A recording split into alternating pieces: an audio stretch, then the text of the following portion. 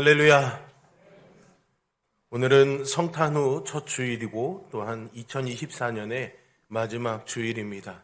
한 해 동안 함께 하신 주님의 은혜가 여러분들의 마음에 잊을 수 없는 큰 은혜가 되고 또한 믿음이 되어서 새로 주어질 새해의 시간에도 힘찬 믿음에 출발할 수 있는 디딤돌이 될 수 있는 거룩한 예배, 은혜의 예배 되기를 주님의 이름으로 축복합니다. 참 다사다난한 한 해였다는 생각이 듭니다. 때로는 슬프기도 했고 기쁘기도 했고 고독하기도 했고 함께함에 행복하기도 했습니다. 힘겹기도 하고 평안할 때도 있었죠. 늘 어떤 상황에서도 우리 곁에서 우리와 함께 도우시는 주님의 은혜가 있었기 때문에 오늘 이 자리까지 우리가 와 있는 줄로 믿습니다. 여러분 혹시 2023년 작년 다니엘 기도회 때 강사분 중에 두 번째 날 강사로 나오셨던 김인강 교수님이란 분을 기억하실지 모르겠습니다. 목발을 짚고 나오셨습니다.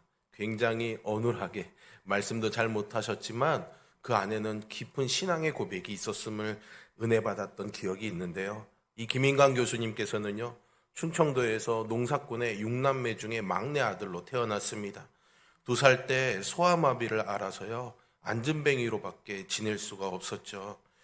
아버지는요, 이런 장애를 가진 아들을 부끄러워하면서 술을 마실 때마다 저 쓸모없는 놈 제발 좀 갖다 버려라, 이런 폭언과 폭력에 시달리곤 했습니다. 김인강 교수님께서는 초등학교도 제대로 들어갈 수가 없었는데 다행히 11살 때 재화원에 들어가서 보조기를 끼고 걷는 방법을 배우게 되고요. 그래도 머리는 좋았는지요, 공부를 잘해서 대전중학교와 충남고에 들어갑니다. 온 가족이 단칸방에서 지냈기 때문에 TV가 틀어져 있고 소란스러운 그런 방 한 구석에서 그저 밥상 하나 펴놓고 공부했는데도 서울대학교에 입학을 하게 되었고요. 나중에는 미국에 있는 버클리 대학에서 박사학위를 받고 수학자가 되었습니다. 그 이후에 귀국해서 한국에 있는 카이스트와 서울대학에서 교수를 거치다가 지금은 고등과학원의 교수로 있습니다. 2007년에는 40세 이하의 과학자에게 주어지는 젊은 과학자상을 받기도 했죠. 이 김인강 교수님은 늘 자신의 삶이 이렇게까지 온 것은 하나님의 인도하심이었다라고 고백합니다. 그래서 그의 자전적인 에세이 기쁨의 공식에서 늘 이런 고백을 하고 있죠. 불완전한 나를 쓰시는 그 하나님을 늘 간증했습니다. 우리 잠깐 그분의 육성은 아니지만 어떠한 간증을 그 책에서 하고 있는지 한번 영상으로 만나보도록 하겠습니다.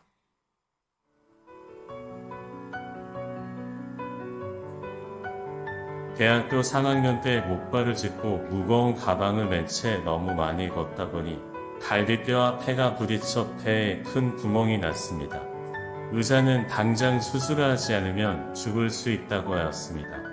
이에 하나님 왜 나한테만 이렇게 가혹하신가요? 항상 아프기만 하고 아무 쓸모없는 나를 데려가 주세요.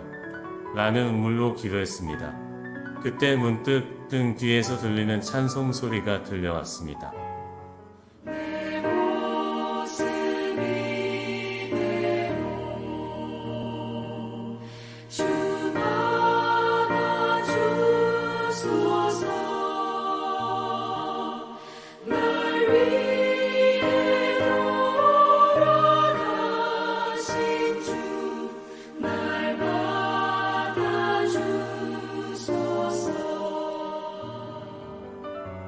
그 순간 자아가 꺾이며 회개가 터져 나왔습니다.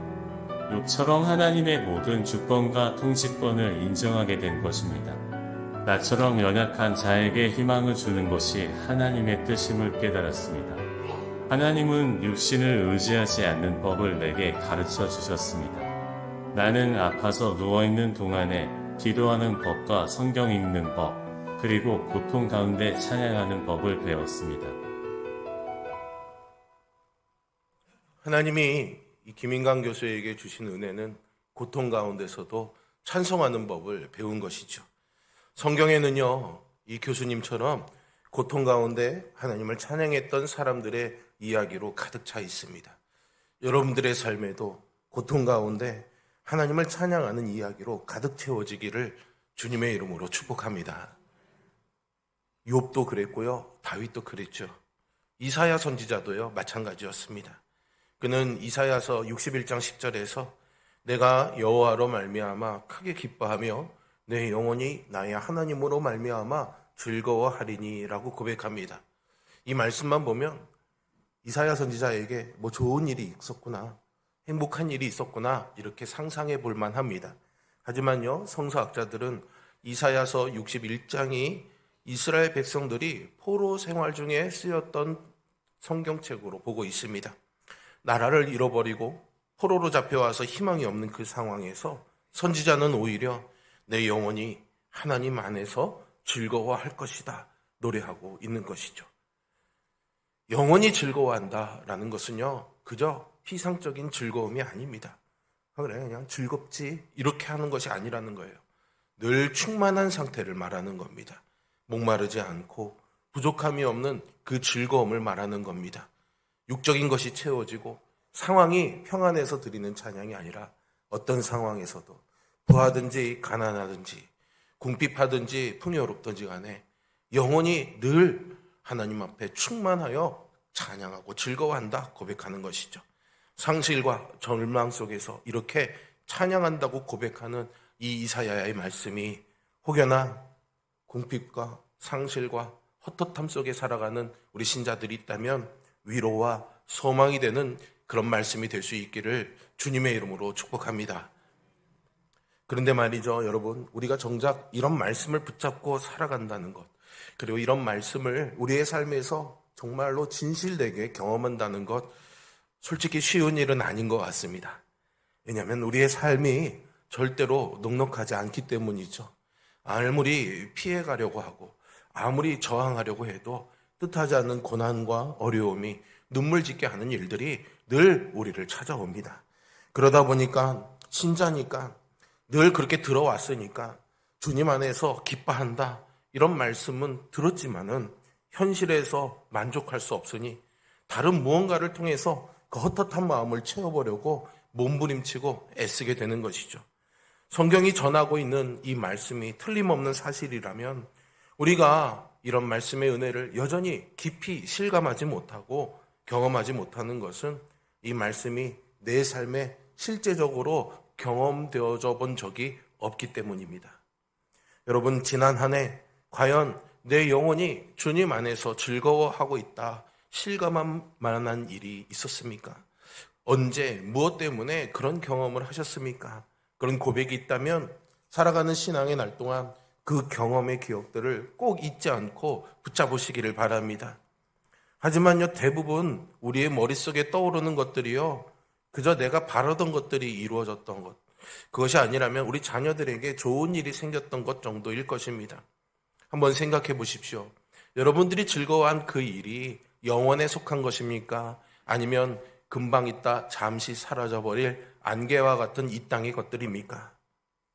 사실은 대부분들이 눈에 보이기는 하지만 없어져 버릴 것들, 그런 것들이 대부분이지 않습니까? 그러니 사실은 그런 것들로 우리 영혼이 즐거워할 만할 수가 없는 것이죠. 우리 영혼이 늘 믿는다고 하면서 기쁨을 구하면서도 늘 허기지고 우울한 이유는요, 여기에 있는 것입니다.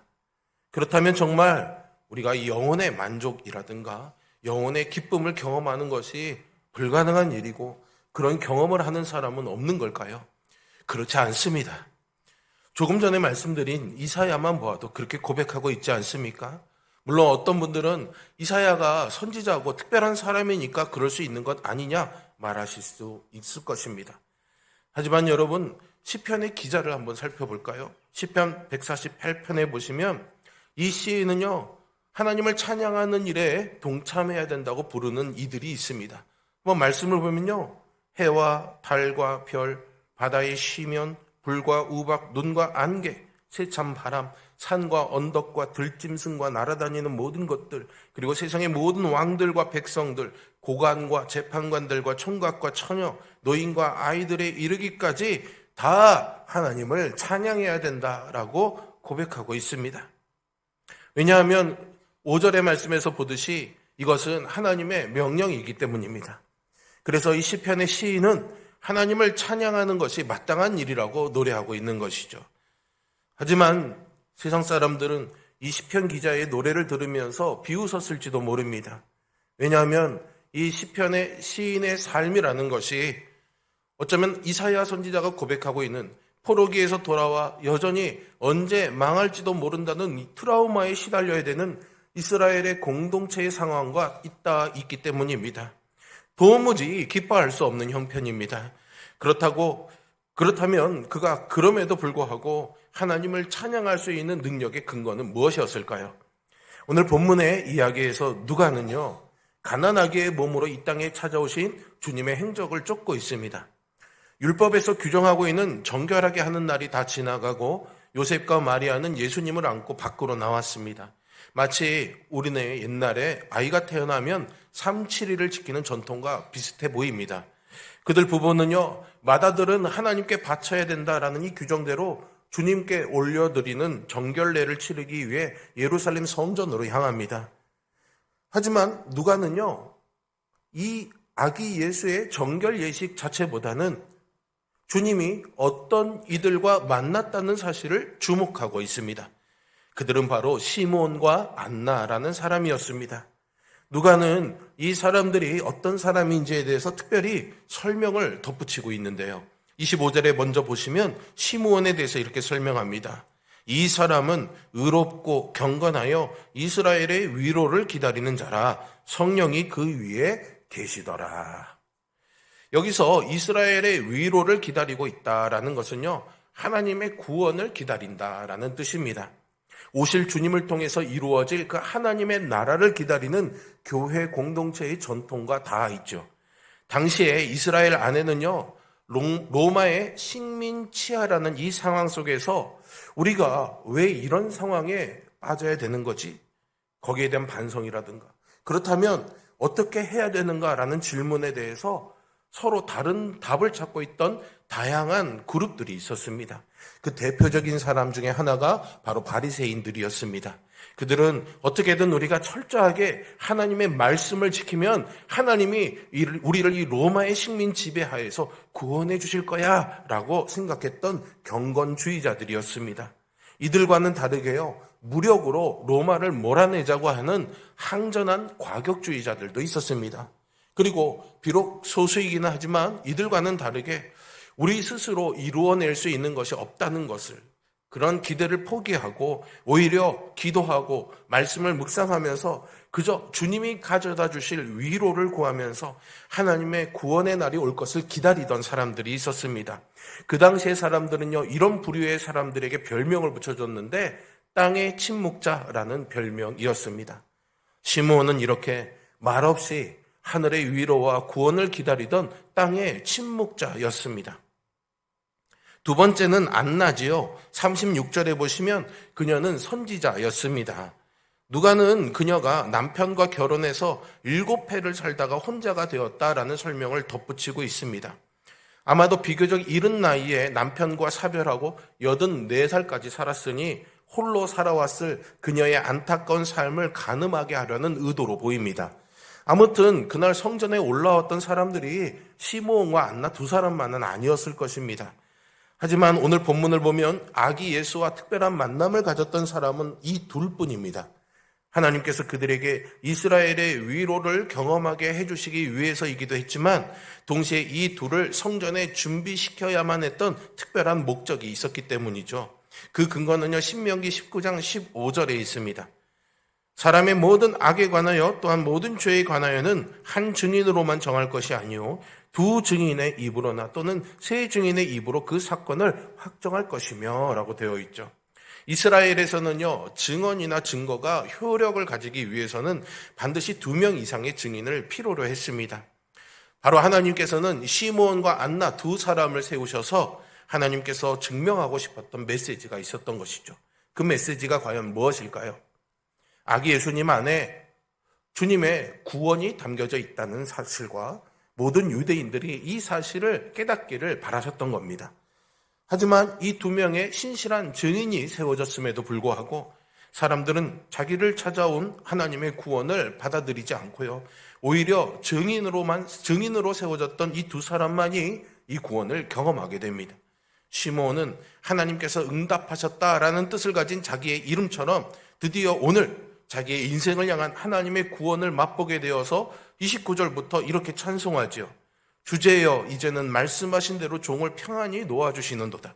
내 눈이 주의 구원을 보았사오니 이는 만민 앞에 예비하신 것이요 이방을 비추는 빛이요 주의 백성 이스라엘의 영광이니이다 라고 말입니다.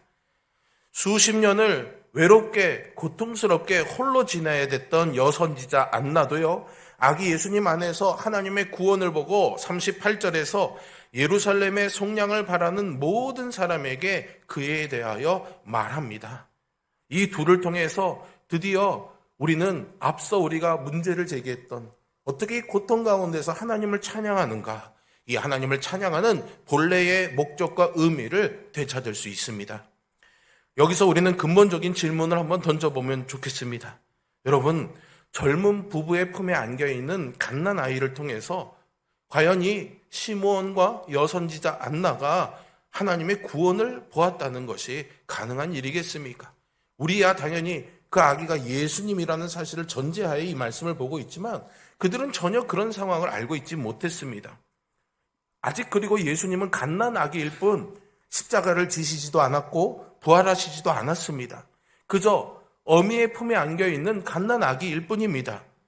눈을 씻고 보아도 이 아기에서 하나님의 구원이라고는 찾아볼 수가 없지요.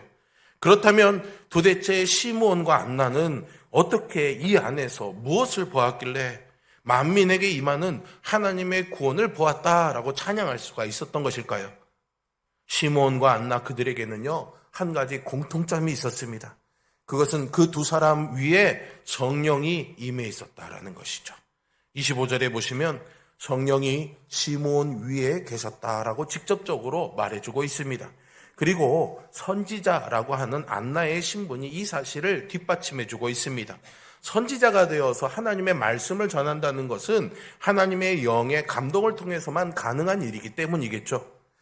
부모인 요셉이나 마리아도 보지 못한 것을 성령에 의해서 감동된 이 두 사람만이 볼 수 있었다는 사실이 우리에게 가르쳐주고 있는 것은 너무나 분명합니다.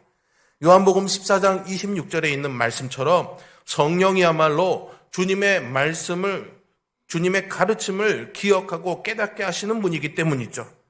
이것은 단순히 성경을 얼마나 많이 보고 자주 읽느냐, 공부를 얼마나 많이 했느냐의 차원이 아니라 성령께서 보지 못하는 것을 보는 눈을 열어주시고 듣지 못하는 것을 들을 수 있는 귀를 열어주실 때에만 우리가 하나님의 구원을 경험할 수 있다는 말입니다.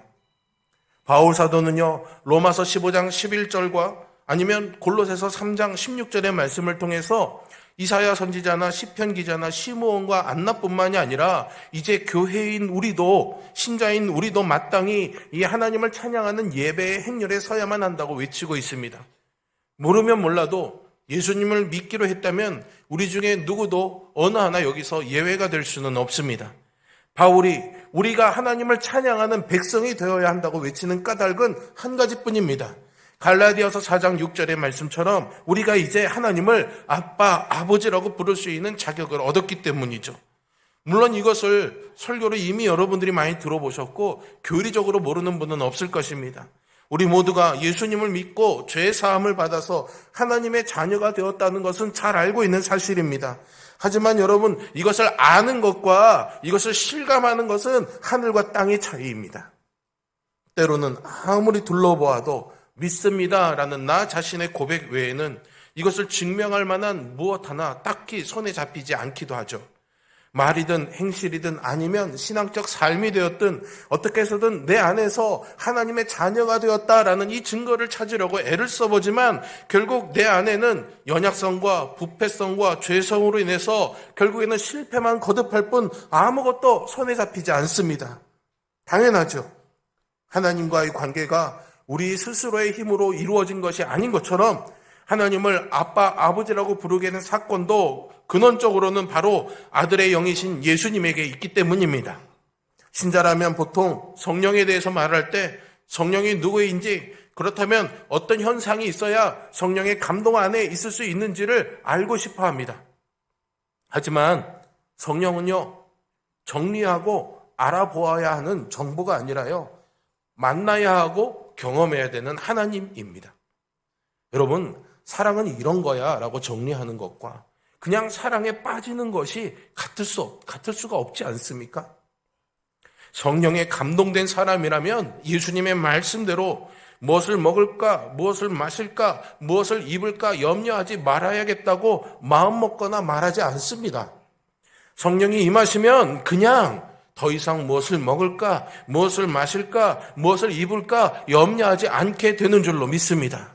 이 성령의 감동과 은혜가 늘 여러분들의 삶에 누려질 수 있기를 주님의 이름으로 축복합니다.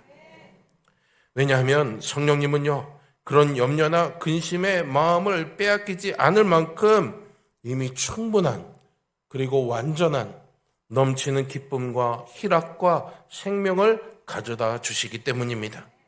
그것이 바로 하나님을 아빠, 아버지라 부르는 하나님의 자녀만이 누리는 은혜인 줄로 믿습니다. 여러분들이 바로 그런 사람들입니다. 하나님을 아빠, 아버지라 부를 수 있는 놀라운 은총을 받은 사람들이죠. 그리고 성령께서만 이 모든 일들을 가능하게 해주신다는 것은 우리 스스로는 하늘이 두 쪽이 나도 해낼 수 없는 일이라는 말이기도 합니다.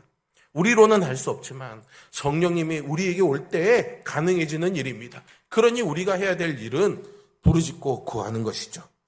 예수님의 부모인 요셉과 마리아를 통해서 그날 성전에 올라왔던 사람들 중에 시므온과 안나를 제외한 그 누구도 이 아기 예수님을 바라보며 하나님을 찬송하지 않았습니다. 오늘 여기에 우리 많은 사람들이 예배하고 있지만 우리는 시므온과 안나입니까? 아니면 아기 예수를 보고도 알아보지 못해 하나님을 찬송하지 못하고 그저 내가 해야 될 의무적인 제사만 드리고 가는 신자로 남아 계시겠습니까? 아기 예수를 바라보며 하나님을 찬송하지 않은 사람들은 사실은 하지 않은 것이 아니라 못한 것입니다.